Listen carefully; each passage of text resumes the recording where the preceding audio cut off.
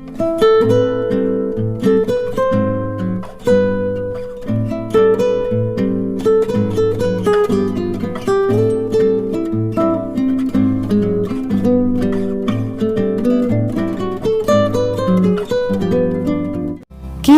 గ్రంథము 12వ అధ్యాయము.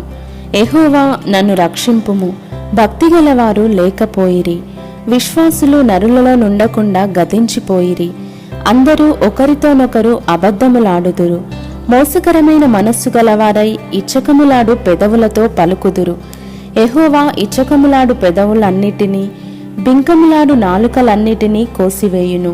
మా నాలుకల చేత మేము సాధించెదము, మా పెదవులు మావి, మాకు ప్రభువు ఎవడని వారనుకొందురు.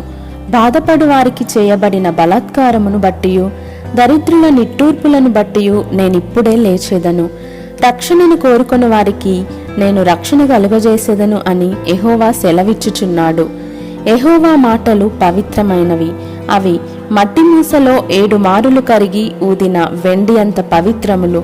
యెహోవా, నీవు దరిద్రులను కాపాడెదవు, ఈ తరము వారి చేతిలో నుండి వారిని నిత్యము రక్షించెదవు.